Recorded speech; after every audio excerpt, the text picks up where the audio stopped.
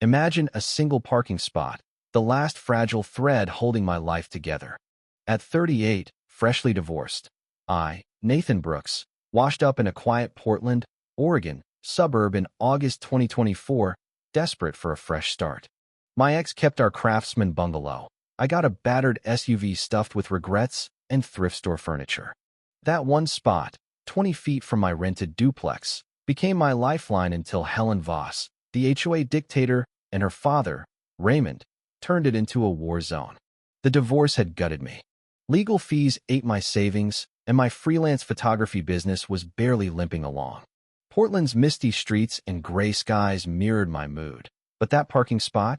It was my tiny rebellion against chaos. No sign, no paint, just a curb I'd claimed through sheer consistency. Every morning, I'd glance out my window, see my car exactly where I left it, and for a fleeting moment, I'd think, okay, I've still got this. It was pathetic, sure, but when your world's been flipped upside down, the smallest constants become sacred. The neighborhood, a tidy grid of bungalows and bike lanes, seemed like the perfect place to rebuild.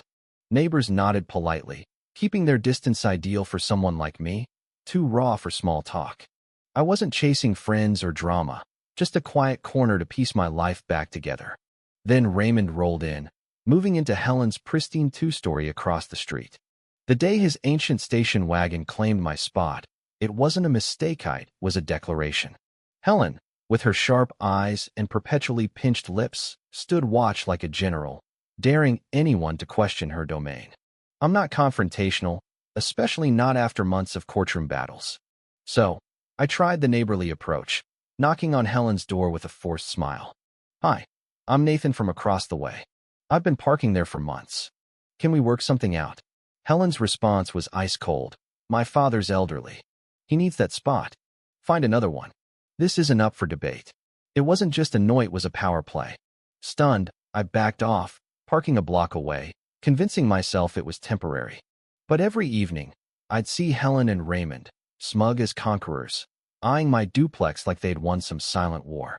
This wasn't about parking. It was about control.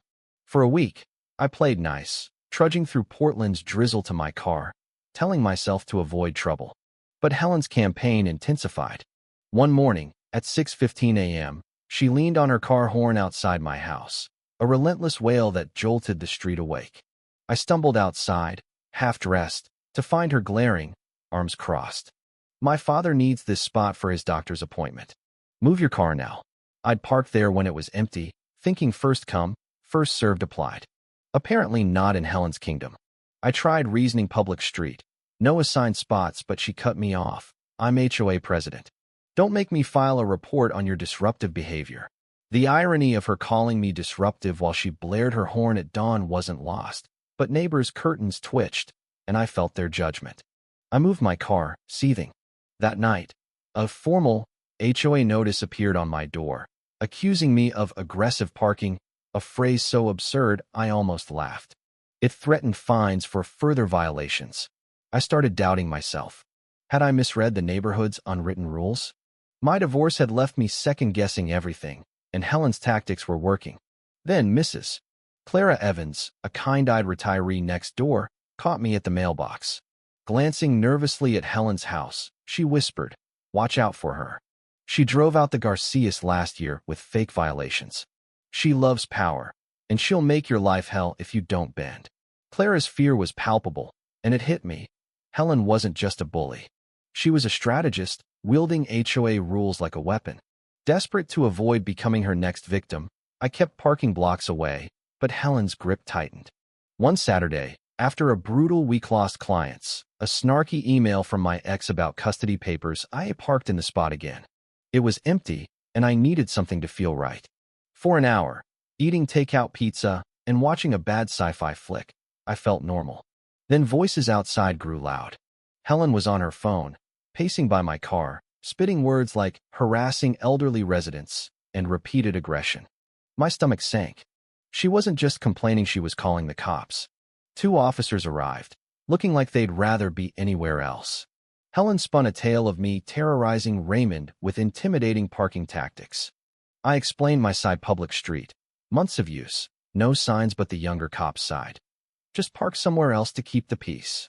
Humiliated, I complied as neighbors watched, whispering. Helen's smirk burned into me. But then, a radio crackled. Unit 12, blocked emergency lane on Cedar Avenue. That phrase emergency lane lit a spark. What if my spot had an official designation? That night, I dove into Portland's city records online, scrolling through zoning maps. A 2016 satellite image stopped me cold, faded red lines, right where my spot was. Official, deliberate, but long ignored.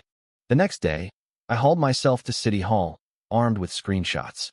A board clerk led me to dusty archives smelling of mildew and bureaucracy.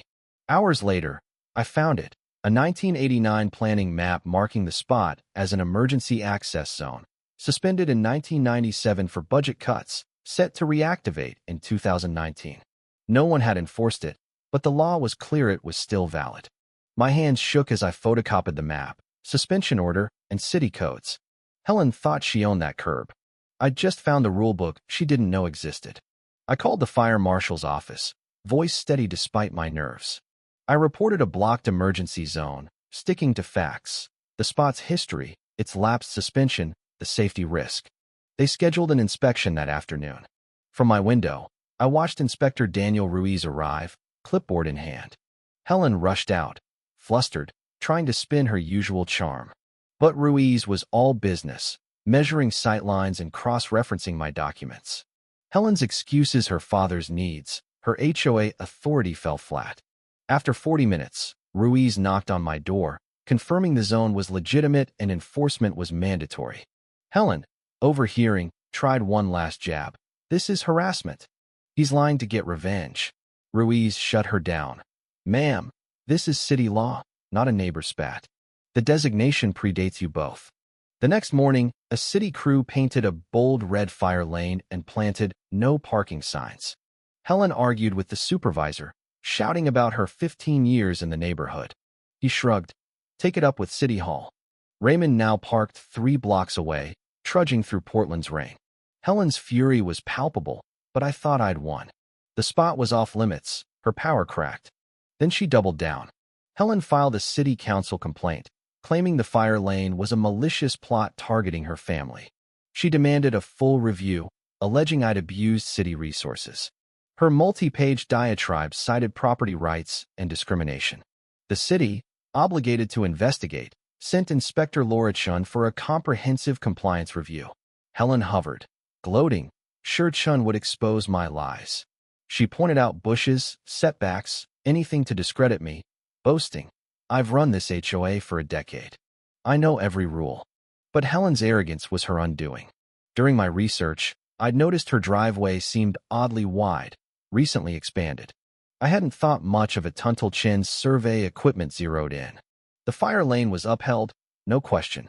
But Chin's measurements revealed Helen's driveway encroached 4 feet onto city property, built without permits. Helen's face cycled through shock, denial, then panic. My contractor said it was fine, she stammered. Chin was unmoved. Property lines don't lie. You'll need permits, fines, and likely removal. The fallout was brutal. Helen faced a $4,000 fine and $7,000 to restore the original boundary. Her HOA board, smelling blood, voted her out, citing gross misconduct. Neighbors, long silenced, questioned her past rules as personal vendettas.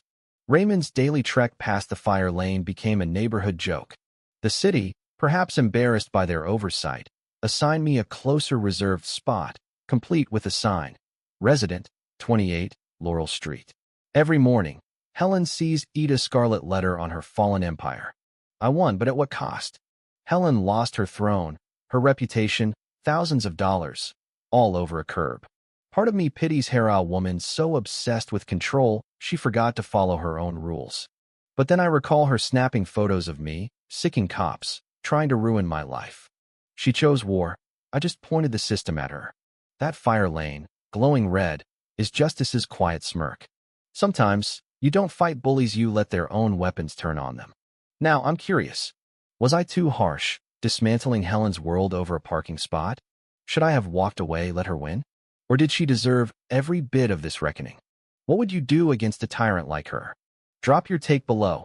Hit like if you rooted for the underdog, and subscribe for more tales where petty meets poetic justice. Let's hear your wildest neighbor stories.